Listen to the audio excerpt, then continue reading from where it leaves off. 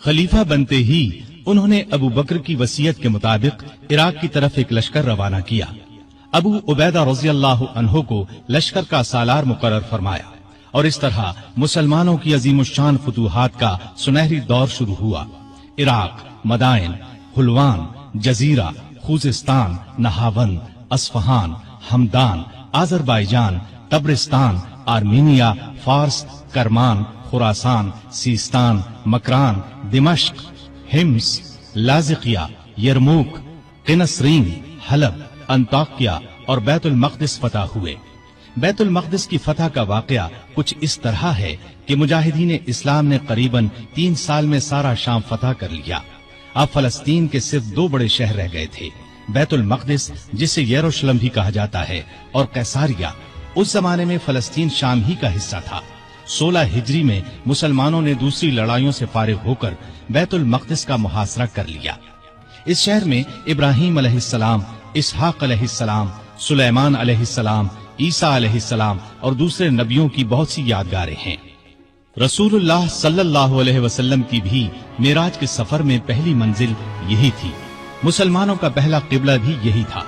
न सिर्फ यहूदी और ईसाई बल्कि मुसलमान भी इसकी बहुत इज्जत करते थे और करते हैं। मुसलमानों ने जब बैतुल मक़दिस का मुहासरा किया तो शहर के बाशिंदों ने शहर के दरवाजे बंद कर लिए।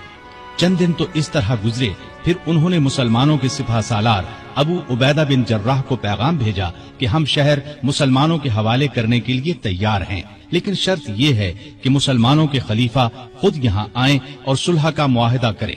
अबू उबैदा बिन जर्राह ने ये बात सैयदना उमर को लिख भेजी। खलीफा सानी सैयदना उमर ने सहाबा से मशवरा करके वहां जाने का फैसला किया। आपने रजब 16 हिजरी में हजरत अली रज़ियल्लाहु अन्हु को अपना कायम मकाम बनाया और रवाना हो गए। उस वक्त दुनिया के बड़े बड़े हुक्मरान उनका नाम सुनकर कांपते थे, लेकिन अपने वक्त के सबसे बड़े हाकिम के सफर का हाल ये था कि चंद बुजुर्ग सहाबा के सिवा उनके साथ कोई नहीं था। फौज, न खेमे, न कारे, न झंडे, एक ऊंट पर सवार थे। उस पर सत्तू और खजूर के 2 थैले लादे हुए थे। एक तरफ पानी की मश्क लटक रही थी। रास्ते में खाने का वक्त आता तो सब मिलकर खा लेते। आपका लिबास बहुत मामूली सा था। बैतुल मक़दिस के करीब पहुंचे तो सहाबा ने मशवरा दिया कि लिबास तब्दील कर ले। कीमती पोशाक पेश की, लेकिन आपने वो लिबास पहनने से इनकार कर दिया और फरमाया, अल्लाह ने हमें जो इज्जत दी है वो इस्लाम की वजह से है और हमारे लिए यही काफी है। गरज इसी हालत में शहर में दाखिल हुए। ईसाइयों ने शहर आपके हवाले कर दिया।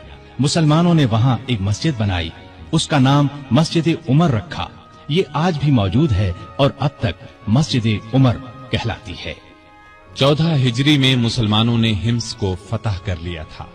17 हिजरी को रोम के बादशाह हिरक्ल ने हिम्स मुसलमानों से छीनने के लिए समुंदर के रास्ते फौज भेजी। इस फौज ने हिम्स का मुहासरा कर लिया। जजीरे के लोगों ने भी हिरक्ल को ऐसा करने पर उकसाया था। चुनाचे जजीरे से भी 30,000 फौज आकर हिरक्ल की फौज से मिल गई। सैयदना अबू उबैदा बिन जर्राह रजी अल्लाह अन्हु ने इन हालात की इत्तिला सैयदना उमर फारूक को भेजी तो उन्होंने उनकी मदद के लिए मजीद फौज रवाना की। दूसरी तरफ सुहैल बिन अदी की सरकर्दगी में एक फौज जजीरे की तरफ रवाना कर दी। खुद भी मदीने से चलकर दिमश्क आ गए ताकि नजदीक से तमाम हालात पर नजर रख सकें। सुहैल बिन अदी जजीरे की तरफ बढ़े तो जजीरे से हिम्स की तरफ रवाना होने वाली फौज को अपने घर की फिक्र पड़ गई। वो हिरक्ल की फौज का साथ छोड़कर वापस जजीरे चले गए। उधर अबू उबैदा बिन जर्राह ने खालिद बिन वलीद के मशवरे से शहर से निकलकर हिरक्ल की फौज पर हमला कर दिया। घमसान की लड़ाई के बाद रोमियों ने बदतरीन शिकस्त खाई। 4000 रोमियों ने इस्लाम कबूल कर लिया, 4000 मारे गए और बाकी भाग निकले। इस लड़ाई के बाद फिर कभी हिरक्ल को शाम पर चढ़ाई की जुर्रत न हुई। 18 हिजरी में इराक में ताउन की वबा फैली। इसमें बड़े बड़े सहाबा फौत हो गए। चंद एक के नाम ये हैं। अबू उबैदा बिन जर्राह जो मुसलमानों की फौज के सिपा सालार भी थे, मुआज बिन जबल रजी अल्लाह अन्हो, यजीद बिन अबी सुफियान रजी अल्लाह अन्हो, शुराहबील बिन हसना रजी अल्लाह अन्हो, اور کئی بڑے بڑے صحابہ اس وبا میں فوت ہوئے۔ دور فاروقی میں عرب میں قحط پڑا۔ ایسے میں سیدنا عمر نے رعایا کی خبرگیری میں دن رات ایک کر دیا۔ انسانوں کے لیے خوراک تھی نہ جانوروں کے لیے۔ سیدنا عمر کو انسانوں اور جانوروں کی یہ بدحالی دیکھ کر بہت صدمہ ہوا۔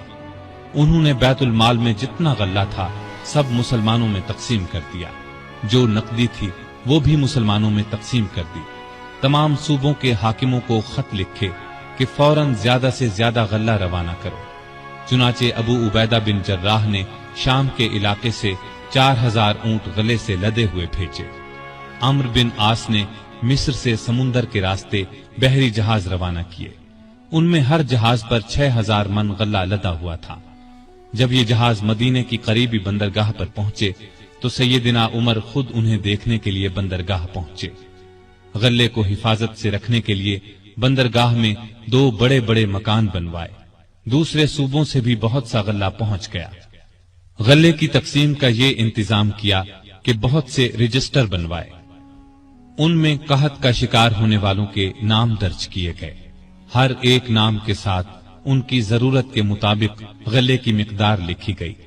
پھر ہر شخص کو پرچی دی گئی، اس پر سیدنا عمر کی مہر ہوتی تھی۔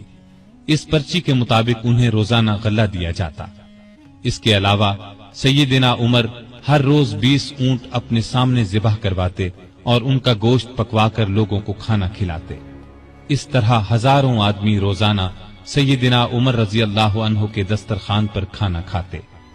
غلے کے علاوہ لوگوں میں کپڑے اور کھجوریں بھی تقسیم کی جاتی، اور خود اپنا یہ حال تھا کہ اس زمانے میں گوشت، دودھ اور گھی کھانا بالکل چھوڑ دیا تھا۔ اکثر بھوکے رہتے یا عام لوگوں کے ساتھ خود بھی کھاتے۔ اس طرح اس کا اثر آپ کے جسم پر پڑا۔ لوگ انہیں دیکھتے اور کہتے، اگر قحط دور نہ ہوا تو رعایا کا غم انہیں مار ڈالے گا۔ ایک دن ایک شخص سے پانی مانگا، اس کے پاس شہد تھا، اس نے وہی پیش کر دیا۔ آپ نے شہد پینے سے انکار کر دیا اور فرمایا، قیامت کے دن اگر مجھ سے پوچھا گیا کہ لوگ روٹی کو ترس رہے تھے اور تو شہد کھاتا تھا تو میں کیا جواب دوں گا؟ ایسا بھی ہوا کہ گھی کا برتن اور آٹے کی بوری اٹھواتے اور جہاں کہیں بھوکوں کا مجمع نظر آتا اپنے خادم کی مدد سے کھانا تیار کرواتے اور انہیں کھلاتے۔ دیہاتوں میں جاتے، وہاں اونٹ ذبح کرتے، گوشت، آٹا اور کپڑے لوگوں میں تقسیم کرتے۔ قحط کے دنوں میں سخت بے چین رہتے اور دعا کرتے تھے، اے اللہ، میرے عملوں کی وجہ سے محمد صلی اللہ علیہ وسلم کی امت کو تباہ نہ کر۔ لوگوں کا خیال اس قدر تھا کہ فرمایا کرتے تھے، اگر دریائے فرات کے کنارے ایک کتا بھی بھوکا مر گیا تو اللہ کے سامنے مجھے اس کا جواب دینا ہوگا۔ وہ خود اور لوگ رو رو کر بارش کی دعائیں کرتے تھے۔ آخر ایک دن نبی صلی اللہ علیہ وسلم کے چچا عباس رضی اللہ عنہ اور دوسرے مسلمانوں کو لے کر نکلے اور نہایت عاجزی سے ان الفاظ میں دعا کی، اے اللہ، پہلے تو ہم اپنے نبی صلی اللہ علیہ وسلم کے وسیلے یعنی نبی کی دعا کے وسیلے سے تجھ سے دعا کیا کرتے تھے، اب ہم تجھ سے اپنے نبی کے چچا کے وسیلے یعنی چچا کی دعا کے وسیلے سے دعا کرتے ہیں کہ ہم پر بارش نازل فرما۔ ابھی یہ دعا ہو رہی تھی کہ آسمان پر بادل چھا گئے اور ایسی موسلا دھار بارش ہوئی کہ ہر طرف پانی ہی پانی نظر آنے لگا۔ اس بارش نے خشک کھیتوں میں جان ڈال دی اور قحط دور ہو گیا۔ بیت المقدس کی فتح کے بعد شام میں قیصاریہ کا شہر باقی رہ گیا تھا، اس پر ابھی تک رومیوں کا قبضہ تھا۔ بحیرہ روم کے ساحل پر ایک بہت بڑا شہر تھا۔ یہ مہم امیر معاویہ کے سپرد کی گئی۔ انہوں نے شہر کو فتح کیا۔ 80,000 رومیوں میں سے بہت کم زندہ بچے۔ اب پورے شام پر اسلام کا جھنڈا لہرانے لگا۔ اس زمانے میں مصر کا ملک بھی رومی حکومت کے ماتحت تھا۔ 18 ہجری میں حضرت عمر نے حضرت عمرو بن عاص رضی اللہ عنہ کو 4000 کا لشکر دے کر مصر روانہ کیا۔ مصر کا حاکم مقوقس تھا، اس نے بے تحاشا فوج جمع کر لی، قلعہ بھی حد درجے محفوظ تھا۔ ان حالات کی خبر عمرو بن عاص نے سیدنا عمر کو دی تو انہوں نے 10,000 فوج اور بھیجی اور ان کے ساتھ بزرگ صحابی زبیر بن عوام کو سالار مقرر کیا۔ उनके हाथ पर कला फतह हुआ। इसके बाद इस्कंदरिया की बारी आई। इस्कंदरिया की फतह के बाद सैयदना उमर ने अम्र बिन आस को मिस्र का गवर्नर मुकर्रर किया। दरियाए नील मिस्र का एक बहुत बड़ा दरिया था। तारीख में है कि एक दिन बहुत से मिस्री अम्र बिन आस के पास आए और कहा, इस साल दरियाए नील में पानी बहुत कम रह गया है, हमारी फसलें बर्बाद हो रही हैं। पुराने जमाने से ये रस्म चली आ रही है कि जब दरिया में पानी कम हो जाए तो हम एक मुकर्रर तारीख को एक कुंवारी लड़की चुन लेते हैं। उसके वालिदैन की मर्जी से उसे निहायत कीमती जेवर और कपड़े पहनाकर दुल्हन की तरह बना देते हैं, फिर उसे दरियाए नील में गिरा देते हैं। इस तरह दरिया में पानी चढ़ जाता है, इर्द गिर्द के तमाम इलाके सैराब हो जाते हैं। अगर आप इजाजत दें तो हम ये रस्म अदा करें। अम्र बिन आस ने कहा, ये तो बड़ी जालिमाना रस्म है। जवाब में उन्होंने कहा, अगर आपने हमें ये रस्म अदा करने की इजाजत न दी तो मुल्क में कहत पड़ जाएगा, हम तबाह हो जाएंगे। अम्र बिन आस ने फरमाया, तुम लोग नादान हो, अल्लाह के हुक्म के बगैर दरिया में पानी हरगिज कम या ज्यादा नहीं हो सकता। इस्लाम ऐसी फजूल रस्मों को मिटाने के लिए आया है। मैं तुम्हें एक बेगुनाह लड़की पर जुल्म करने की इजाजत नहीं दूंगा। मिस्री मायूस होकर लौट गए। इत्तेफाक से दरिया में पानी कम हो गया। लोग कहत के डर से वतन छोड़ने की तैयारी करने लगे। सैयदना अम्र बिन आस ने ये सारा किस्सा सैयदना उमर को लिख भेजा। उन्होंने जवाब में लिखा, अल्हम्दुलिल्लाह, आपने मिस्रियों को बिल्कुल ठीक जवाब दिया। इस्लाम वाकई ऐसी फजूल रस्मों को मिटाने के लिए आया है। मैं एक खत भेज रहा हूँ, इसको दरियाए नील में डाल देना। अम्र बिन आस ने खत को दरिया में डालने से पहले उसकी इबारत पढ़ी। उसके अल्फाज ये थे, ए नील, अगर तू अपने इख्तियार से बह रहा है तो मत बह, और अगर तू अल्लाह ताला के हुक्म से बह रहा है तो मैं अल्लाह ताला के हुजूर दुआ करता हूँ कि वो तुझे पहले की तरह ज्यादा पानी के साथ जारी कर दे। ये रुका दरिया में डाल दिया गया। दूसरे दिन जब मिस्र के लोग सोकर उठे तो उन्होंने अल्लाह की कुदरत का अजीब नजारा देखा। दरिया का पानी कई गज ऊपर चढ़ गया था, किनारों से निकलकर इर्द गिर्द के इलाकों को सैराब कर रहा था। इतना ज्यादा पानी इसमें कभी नजर नहीं आया था। ये नजारा देखकर हजारहा मिस्री मुसलमान हो गए और वो जालिमाना रस्म हमेशा के लिए खत्म हो गई। सैयदना उमर रजी अल्लाह अन्हु के दौर में इस्लामी हुकूमत 22 लाख मुरब्बा मील तक फैल गई। इसमें अरब के अलावा इराक, ईरान, मिस्र, फलस्तीन, बहरैन, आर्मीनिया, आजरबाईजान, सीस्तान वगैरह बहुत से मुल्क शामिल थे। इतने बड़े मुल्क का इंतजाम सैयदना उमर ने बहुत खूबी से किया। इस्लामी सल्तनत को सूबों में तकसीम कर दिया, फिर हर सूबे को बहुत से जिलों में तकसीम किया। आमतौर पर एक सूबे में 10 से लेकर 20 तक जिले होते थे। मुल्क का इंतजाम सहाबाए किराम रजी अल्लाह अन्हुम के मशवरे से करते थे। मशवरा करने के लिए उन्होंने एक मजलिस बनाई। उसमें सूझबूझ रखने वाले बड़े बड़े जलीलुल कद्र सहाबा शामिल थे। इस मजलिस को मजलिस शूरा कहा जाता था। इसके इजलास मस्जिद नबवी में होते थे। हर सूबे का एक गवर्नर मुकर्रर किया जाता था। खुद बिल्कुल सादा जिंदगी बसर करते थे।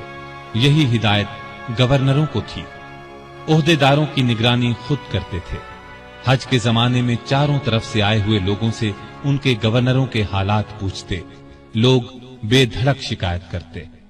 लोगों के सामने इस किस्म का खुतबा देते, लोगों, तुम पर जो लोग हाकिम मुकर्रर किए गए हैं वो इसलिए नहीं भेजे गए कि तुम्हें मारें पीटें और तुम्हारा माल छीन लें, बल्कि उन्हें मैं इसलिए भेजता हूं कि वो तुम्हें रसूलुल्लाह सल्लल्लाहु अलैहि वसल्लम के तरीके सिखाएं। अगर किसी ने इसके खिलाफ किया है तो मुझसे बयान करो ताकि मैं उसका बदला लूं।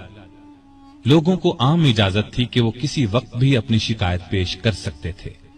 एक मर्तबा मिस्र के एक गरीब शख्स ने शिकायत की कि गवर्नर के बेटे ने बिला वजह उसे पीटा है। आपने बाप बेटे को बुलवा लिया। जब दोनों आ गए तो सैयदना उमर ने उस गरीब को कोड़ा देकर फरमाया, जितने कोड़े उसने तुम्हें मारे थे उतने ही तुम इसे मारो।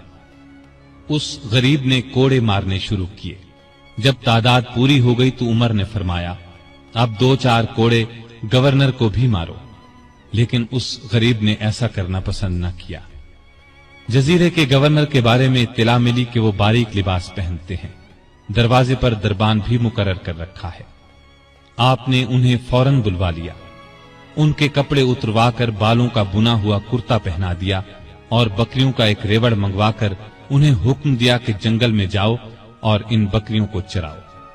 گورنر کا نام ایاز بن غنم تھا، وہ رسول اللہ صلی اللہ علیہ وسلم کے صحابی تھے، ایک صوبے کے گورنر تھے، اس لیے جب انہوں نے کہا کہ وہ آئندہ ایسا لباس نہیں پہنیں گے تو عمر نے انہیں معاف کر دیا اور عہدے پر واپس بھیج دیا۔ ایاز بن غنم جب تک زندہ رہے موٹا لباس پہنتے رہے، پھر انہوں نے کبھی باریک لباس پہنا نہ دروازے پر دربان رکھا۔ خالد بن ولید رضی اللہ عنہ اسلام کے بہت بڑے جرنیل تھے، انہوں نے 20 لڑائیاں لڑی، بڑی بڑی حکومتوں کے لشکر ان کے مقابلے میں نہ ٹھہر سکے۔ سیدنا عمر کے زمانے میں جب خالد بن ولید فتوحات پر فتوحات حاصل کر رہے تھے تو عین اس حالت میں عمر نے انہیں سپہ سالاری سے معزول کر دیا۔ جب لوگوں نے وجہ پوچھی تو انہوں نے فرمایا، مسلمان یہ خیال کرنے لگے تھے کہ یہ فتوحات خالد بن ولید کی وجہ سے ہو رہی ہیں، جبکہ فتوحات ہمیں اللہ تعالی کی مہربانی سے ہو رہی ہیں۔ آپ کے زمانے میں چونکہ اسلامی حکومت بہت پھیل گئی تھی، لگاتار فتوحات کی وجہ سے مال غنیمت بھی بہت زیادہ آنے لگا تھا، اس لیے آپ نے 15 ہجری میں بیت المال قائم کر دیا۔ اس میں زکوٰۃ، خراج، جزیہ، مال غنیمت وغیرہ جمع ہوتا تھا اور مسلمانوں میں تقسیم کیا جاتا تھا۔ یتیموں، غریبوں اور بیواؤں کو اس میں سے وظیفے دیے جاتے تھے، ضرورت مندوں کو قرض بھی دیا جاتا تھا، جنگی ضروریات پر بھی خرچ کیا جاتا تھا۔ آمدنی اور خرچ کے معاملے میں حد درجہ احتیاط کرتے تھے۔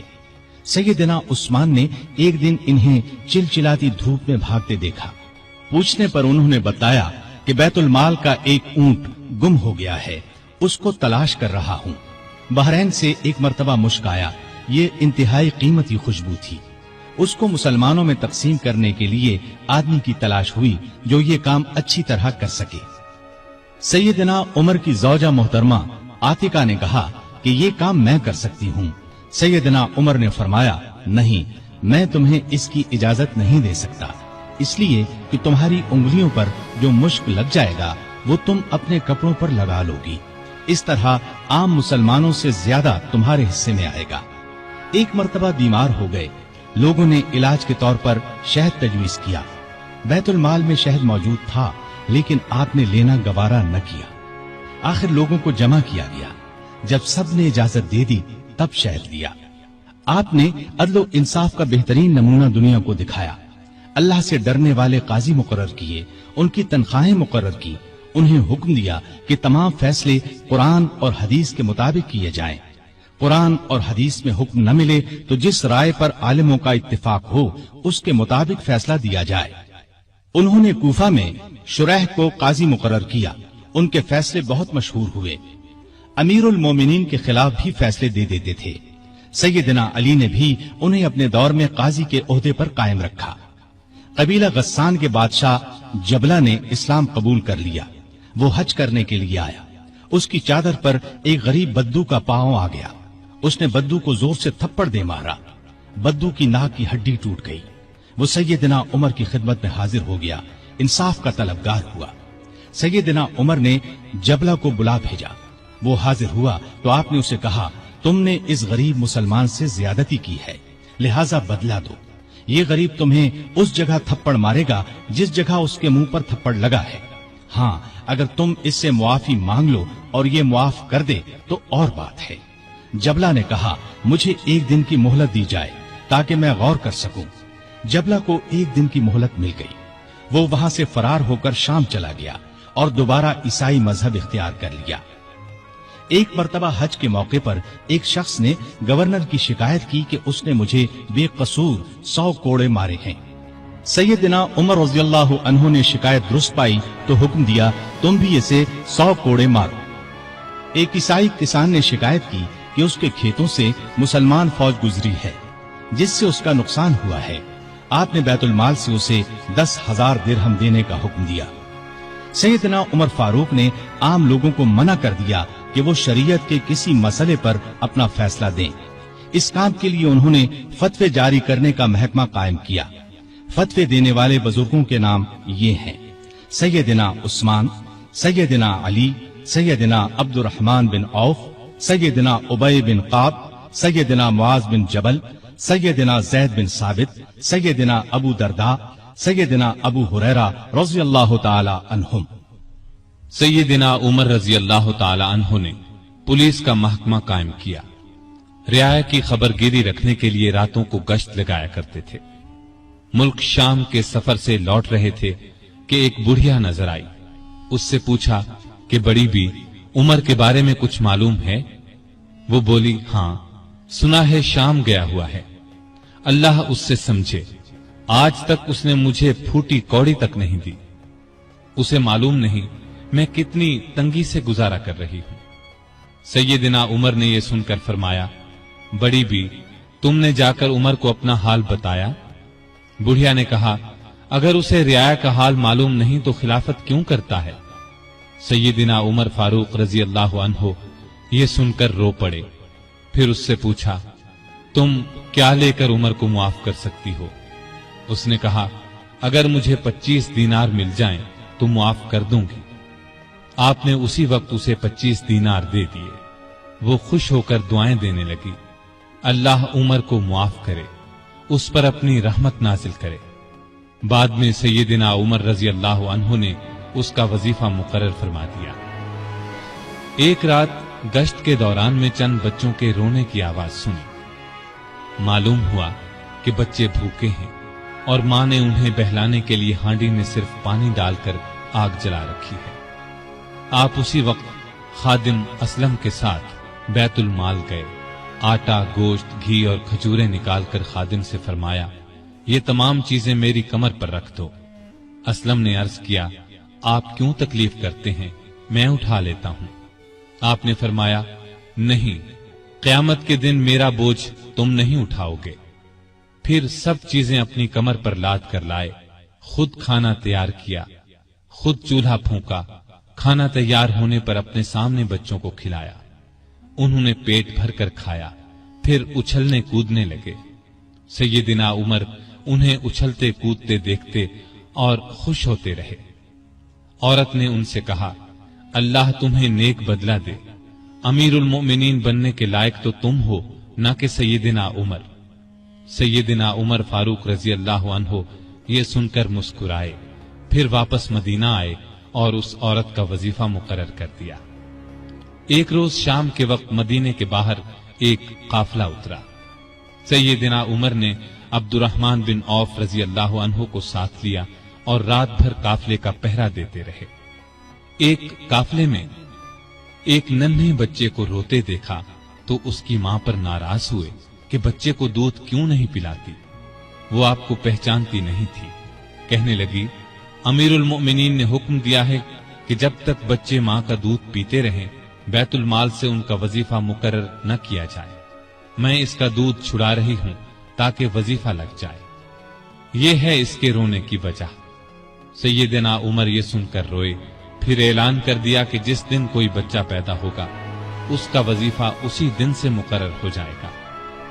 एक मर्तबा लोगों को खाना खिला रहे थे। एक शख्स को बाएं हाथ से खाना खाते देखा। नजदीक जाकर उससे कहा, दाएं हाथ से क्यों नहीं खाते? उसने कहा, मेरा दायां हाथ मूता की लड़ाई में कट गया था। यह सुनकर सैयदना उमर रोने लगे। उसके पास बैठ गए और बोले, अफसोस, तुम्हें वुजू कौन कराता होगा? फिर उसकी खिदमत के लिए एक खादिम दिया और जरूरत की चीजें उसके घर भिजवाईं। एक रात गश्त के दौरान में एक औरत की आवाज सुनी। वो अपनी बच्ची से कह रही थी, दूध में पानी मिला दे। बेटी ने यह सुनकर कहा, मां, अमीरुल मोमिनीन का हुक्म है कोई दूध में पानी न मिलाए। मां ने यह सुनकर कहा, बातें ना बना, पानी मिला। अमीरुल मोमिनीन कौन सा देख रहे हैं? लड़की ने कहा, अमीरुल मोमिनीन तो नहीं देख रहे, मगर अल्लाह तो देख रहा है। सैयदना उमर ने मां बेटी की यह गुफ्तगू सुनी तो अपने खादिम से कहा, इस घर को अच्छी तरह पहचान लो। दूसरे दिन उनके बारे में पता करवाया। उन्हें लड़की की ईमानदारी इस कदर पसंद आई कि अपने बेटे आसिम के लिए रिश्ता मांग लिया। इस तरह ये शादी हुई। बनु उमैया के उमर बिन अब्दुल अजीज रहमतुल्लाह अलैह इसी खातून के नवासे थे। उन्हें अदल इंसाफ, सादगी, परहेजगारी की वजह से दूसरा उमर कहा जाता है। उनका दौर बेहतरीन दौर हुआ। मदीने की एक बेसहारा अंधी औरत के घर की सफाई अमीरुल मोमिनीन खुद किया करते थे। रसूलुल्लाह सल्लल्लाहु अलैहि वसल्लम के एक सहाबी सईद बिन यरबूक की आखिरी उम्र में बीनाई जाती रही। उनके लिए एक खादिम मुकर्रर किया जो उन्हें मस्जिद तक लाता था। रास्ता चलते एक औरत ने सैयदना उमर फारूक को रोक लिया और कहा, मैं रसूलुल्लाह सल्लल्लाहु अलैहि वसल्लम के सहाबी खुफाफ बिन ईमा की बेटी हूँ। शौहर फौत हो गया है, छोटे छोटे बच्चे हैं, कोई जमीन भी नहीं है। बच्चों को घर में छोड़कर मेहनत मजदूरी भी नहीं कर सकती कि बच्चों को कोई नुकसान न पहुंच जाए। हजरत उमर ने उसकी पूरी बात तवज्जो से सुनी और फरमाया, तुम थोड़ी देर यहीं ठहरो। ये कहकर घर गए। वापस लौटे, एक मोटे ताजे ऊंट पर बहुत सा सामान लदा हुआ साथ लाए। उस पर कपड़े और नकद रकम भी थी। उस औरत से फरमाया, ये ऊंट ले जाओ, जब खत्म हो जाए तो बता देना। जिहाद पर जाने वाले मुसलमानों के घर वालों का बहुत ख्याल रखते थे। उनके घरों में जाकर उनकी औरतों से कहते, तुम्हें बाजार से कुछ मंगवाना हो तो मैं ला देता हूँ। बेवा औरतों का पानी भर देते। मुजाहिदीन के खत आते तो ये खत खुद उनके घरों में पहुंचाते। उनसे जवाब लेकर मुजाहिदीन को भिजवाते।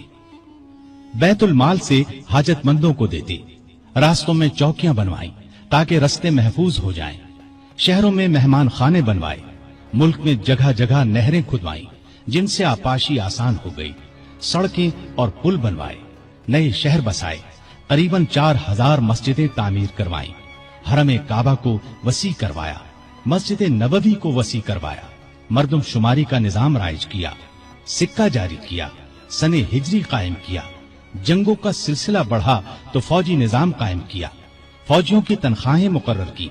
मुजाहिदीन के बीवी बच्चों और गुलामों के लिए वजीफे मुकर्रर किए। फौज को 2 हिस्सों में तकसीम किया। एक बाकायदा फौज जो हमेशा महाजों पर रहती थी। दूसरी रजाकार फौज। ये लोग उमूमन घरों में रहते थे। जरूरत पड़ने पर उन्हें महाज पर भेजा जाता। उनकी तनख्वाहें बाकायदा फौज से कम थी। मुल्क में जगह जगह फौजी छावनियां कायम की। छावनियों के साथ अस्तबल तामीर करवाए। उनमें 4-4 हजार घोड़े तैयार रहते थे। ऊंट भी मौजूद रहते। फौज के साथ खजांची, तबीब, जर्राह, गनीमत के माल का हिसाब रखने वाले, दूसरी जुबानें जानने वाले और दुश्मन की जासूसी करने वाले भी रहते थे। फौज की तालीम का भी इंतजाम किया। फौज को ये हिदायत थी कि दुश्मन से जो अहद करो उसको पूरा करो। बच्चों, औरतों, बूढ़ों और राहिबों को कत्ल न करो। माले गनीमत में खियानत न करो। आबादियों को वीरान न करो। फलदार दरख्तों को न काटो। जो लोग जंग में कैदी बना लिए जाएं, उन्हें उनके करीबी रिश्तेदारों से जुदा न करो। लड़ाई में मारे जाने वालों के हाथ पांव, नाक, कान न काटो। कुरान और हदीस की तालीम आम करती। सैयदना उमर खुद बहुत बड़े फकीह थे। उन्होंने तमाम इलाकों में फकीह मुकर्रर किए। लोग उनसे दीनी मसाइल पूछते थे। उनके जमाने में इस्लाम की बहुत इशाअत हुई। गैर मुस्लिमों से अच्छे सलूक की वजह से भी इस्लाम बहुत तेजी से फैला। इंसाफ का दामन किसी कीमत पर नहीं छोड़ते थे। शाम में मुसलमानों को मस्जिद बनाने के लिए एक जमीन की जरूरत पेश आई। जमीन एक यहूदी की थी। मुसलमानों ने जमीन उससे खरीदना चाही, लेकिन यहूदी ने इनकार कर दिया। मुसलमानों ने जबरदस्ती जमीन पर कब्जा करके मस्जिद बना ली। यहूदी ने सैयदना उमर से शिकायत की। सैयदना उमर फारूक ने हुक्म दिया कि मस्जिद नाजायज तरीके से बनाई गई है। इस्लाम इसकी इजाजत नहीं देता। मस्जिद को गिराकर जमीन यहूदी को दे दी जाए। चुनाचे जमीन यहूदी को वापस दे दी गई। उसने उस जगह अपना मकान बना लिया। सैयदना उमर फारूक रज़ियल्लाहु अन्हु दुआ किया करते थे कि ए अल्लाह, मुझे अपनी राह में शहादत नसीब फरमा। मुझे अपने रसूल के शहर में मौत दे। खिलाफत की 11वें साल अल्लाह ताला ने उनकी ये दोनों दुआएं पूरी कर दी। जिलहज 23 हिजरी में हज के लिए मक्का गए। आप जब हजर अस्वद को बोसा देते तो कहते थे, ऐ हजर अस्वद, मैं जानता हूं कि तू एक पत्थर है, तू न नफा दे सकता है और न नुकसान। अगर मैंने रसूलुल्लाह सल्लल्लाहु अलैहि वसल्लम को तेरा बोसा लेते हुए न देखा होता तो मैं तेरा बोसा न लेता। ये सैयदना उमर की तौहीद का कमाल नमूना है। हज से फारिग होकर उस महीने की आखिरी तारीखों में वापस लौटे। जुमे के दिन मस्जिद में खुतबा दिया जो बहुत तवील था। इसमें लोगों को बहुत नसीहतें की। इस खुतबे में आपने एक ख्वाब का जिक्र किया और फरमाया, मैं समझता हूं मेरी मौत का वक्त आ पहुंचा है। इसके साथ ही खिलाफत के बारे में कुछ ऐसी बातें बयान की जिनसे मालूम होता था कि आइंदा होने वाले खलीफा के बारे में परेशान हैं। मदीने में मुगीरा बिन शोबा का एक गुलाम था। ये ईरानी था, अच्छा कारीगर था। उसका नाम अबू लुअलो फैरोज था। एक दिन सैयदना उमर से शिकायत की कि मैं दिन भर काम करके जो कुछ कमाता हूं, मेरा आका उसमें से बहुत ज्यादा रकम ले लेता है, इसमें कमी करा दें। सैयदना उमर ने पूछा, तुम कौन सा काम जानते हो? उसने कहा, मैं लुहार भी हूं, बढ़ई भी हूं और बेल बूटे भी बनाना जानता हूं। सैयदना उमर ने दरियाफ्त किया, तुम्हारा आका तुमसे रोजाना कितनी रकम लेता है? उसने कहा, 2 दिरहम रोजाना। इस पर सैयदना उमर ने फरमाया, तुम जो काम जानते हो उसके मुकाबले में तो ये रकम ज्यादा मालूम नहीं होती। इस पर अबू लुअलो नाराज होकर चला गया। अगले दिन अबू लुअलो फज्र की नमाज से पहले मस्जिद में छुप कर बैठ गया। सैयदना उमर लोगों को नमाज पढ़ाने लगे तो उसने कोने से निकलकर 2 धारी खंजर से अमीरुल मोमिनीन पर 6 वार किए और फिर सफों में खड़े मुसलमानों को जख्मी करता बाहर भागा, लेकिन मुसलमानों ने पकड़ लिया। इस पर उसने वही खंजर अपने पेट में झोंक लिया और मर गया। उधर अमीरुल मोमिनीन शदीद जख्मी हो गए। उन्होंने अब्दुर्रहमान बिन औफ रजी अल्लाह अन्हु का हाथ पकड़कर अपनी जगह खड़ा कर दिया, खुद जमीन पर गिर पड़े। लोगों ने नमाज से फारिग होकर देखा, जिन मुसलमानों को अबू लुअलो ने जख्मी किया था उनमें से 7 दम तोड़ चुके थे, बाकी बहुत ज्यादा जख्मी नहीं हुए थे। अलबत्ता सैयदना उमर की हालत नाजुक थी। ऐसे में उन्होंने अब्दुल्लाह बिन अब्बास से पूछा, मुझे किसने मारा है? उन्होंने बताया, मुगीरा बिन शोबा के गुलाम अबू लुअलो ने। यह सुनकर फरमाया, अल्लाह का शुक्र है, मेरी मौत किसी ऐसे शख्स के हाथ से नहीं हुई जो इस्लाम का दावा करता हो। लोग उन्हें उठाकर घर लाए, दूध पिलाया गया तो वो जख्मों के रास्ते बाहर आ गया। अब सबको यकीन हो गया कि अमीरुल मोमिनीन का आखिरी वक्त आ पहुंचा है। लोग गम से निढाल हो गए, उनसे मिलने के लिए आने लगे। एक नौजवान ऐसे में मिलने आया। उसने कहा, ए अमीरुल मोमिनीन, आप अल्लाह की बिशारत से खुश हो जाएं। आप उन असहाब में से हैं जो बहुत पहले इस्लाम लाए और रसूलुल्लाह के साथी बने। खलीफा बनाए गए तो आपने इंसाफ से काम लिया, फिर आखिर आपको शहादत नसीब हो गई। ये सुनकर सैयदना उमर ने फरमाया, ए भतीजे, अल्लाह करे ये चीजें मेरे गुनाहों के बराबर बराबर ही हो जाएं, मुझे कोई अजाब हो न सवाब। मतलब उनके कहने का ये था कि बस अजाब से बच जाऊं। वो नौजवान वापस जाने लगा तो सैयदना उमर फारूक रजी अल्लाह अन्हु की नजर उसकी चादर पर पड़ी जो जमीन को छू रही थी। इस नाजुक हालत में भी उन्हें शरीयत का इस कदर पास था कि फरमाया, इस नौजवान को वापस बुलाओ। उसे वापस उनके सामने लाया गया तो फरमाया, ए भतीजे, अपना तहबंद ऊंचा बांधो, इससे कपड़ा भी साफ रहेगा और तुम्हारे रब के नजदीक ये परहेजगारी की बात भी है। सैयदना इब्ने अब्बास रज़ी अल्लाह अन्हु ने उनका मर्तबा और नेकियां बयान की तो फरमाया, अल्लाह की कसम, अगर मेरे पास दुनिया भर का सोना होता तो इससे पहले कि मैं अल्लाह के अजाब को देखूं, मैं उसे अल्लाह की राह में दे देता, यानी अजाब के खौफ से सारा सोना खैरात कर देता। उसके बाद अपने बेटे अब्दुल्लाह को बुलाया, उनसे पूछा कि मुझ पर कितना कर्ज है। उन्होंने हिसाब लगाकर बताया, 86,000 दिरहम। इस पर उन्हें कुछ हिदायत दी। आखिर में फरमाया, इस कर्ज को मेरी तरफ से अदा कर देना। इसके बाद फरमाया, उम्मुल मोमिनीन आयशा सिद्दीका रजी अल्लाह ताला अन्हा के पास जाओ और कहो, उमर बिन खत्ताब आपको सलाम कहता है और अपने दो साथियों यानी नबी करीम सल्लल्लाहु अलैहि वसल्लम और अबू बकर के साथ दफन होने की इजाजत चाहता है। अब्दुल्ला बिन उमर आयशा सिद्दीका की खिदमत में हाजिर हुए। वो उस वक्त सैयदना उमर के सदमे में रो रही थी। उनका पैगाम सुनकर फरमाया, ये जगह मैंने अपनी कब्र के लिए रखी थी, लेकिन अपने आप पर उमर को तरजीह देती हूं। सैयदना अब्दुल्ला ये जवाब सुनकर वापस आए और सैयदना उमर को उनका जवाब बताया। आपने अल्लाह का शुक्र अदा किया, फिर फरमाया, मैं मर जाऊं तो मेरा जनाजा उठाकर वहां ले जाना और उन्हें सलाम करके एक बार फिर अर्ज करना, उमर बिन खत्ताब इजाजत तलब करता है। अगर इजाजत दे दें तो मुझे अंदर ले जाकर दफन कर देना, और अगर इनकार कर दें तो आम मुसलमानों के कब्रिस्तान में दफन कर देना। हालत जब ज्यादा नाजुक हो गई तो फरमाया, खिलाफत का हकदार Usman, Ali, Zubair, Abdur Rahman bin Auf और साद बिन अबी वक्कास रजी अल्लाह अन्हुम से ज्यादा किसी को नहीं समझता। रसूलुल्लाह सल्लल्लाहु अलैहि वसल्लम भी वफात तक इनसे खुश थे। इनमें से जिसे खलीफा चुन लिया जाए उसकी इताअत करना। फिर अपने बाद होने वाले खलीफा को वसीयत की कि मुहाजिरीन और अंसार से अच्छा सलूक करना। जो लोग हमारी पनाह में आ गए उनकी जानों और मालों की हिफाजत करना। उनसे किए हुए हर आहद को पूरा करना। आप 27 जिलहज 23 हिजरी को जख्मी हुए।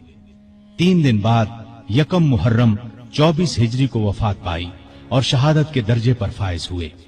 उस वक्त उम्र 63 साल थी। जनाजा चारपाई पर रखा गया तो चारों तरफ लोग जमा हो गए। सैयदना अली रजी अल्लाह अन्हु आए तो फरमाया, अल्लाह आप पर रहम फरमाए। आपने कोई ऐसा शख्स नहीं छोड़ा कि अल्लाह के सामने जाने के लिए मुझे उसके अमल आपके अमल से ज्यादा पसंद हो। अल्लाह की कसम, मुझे उम्मीद थी कि अल्लाह आपको आपके दोनों साथियों के साथ रखेगा, इसलिए कि मैं अक्सर रसूलुल्लाह सल्लल्लाहु अलैहि वसल्लम को इस तरह फरमाते हुए सुना करता था, मैं गया और अबू बकर उमर गए, मैं दाखिल हुआ और अबू बकर उमर दाखिल हुए, मैं निकला और अबू बकर उमर निकले। जनाजा हजरत सुहैब रज़ी अल्लाहु अन्हु ने पढ़ाया। हजरत अली, उस्मान, साद बिन अबी वक्कास और अब्दुर्रहमान बिन औफ रज़ी अल्लाहु अन्हुम ने कब्र में मैयत को उतारा और इस्लाम के इस बहुत बड़े फर्जंद को हमेशा के लिए रसूलुल्लाह सल्लल्लाहु अलैहि वसल्लम और सैयदना अबू बकर रज़ी अल्लाहु अन्हु का साथ नसीब हो गया है। सैयदना उमर रज़ी अल्लाहु अन्हु ने कई शादियां की। उनसे 8 या 9 लड़के, 4 या 5 लड़कियां हुई।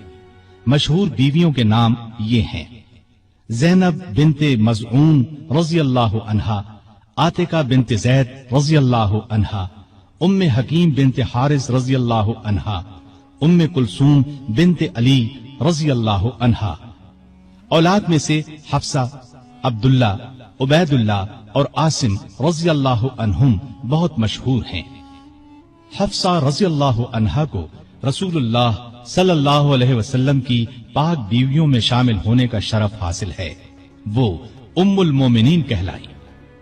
आप में अल्लाह का खौफ इंतहा को पहुंचा हुआ था। इबादत का शौक भी बेहद था। रातों को जागकर नफल पढ़ा करते थे।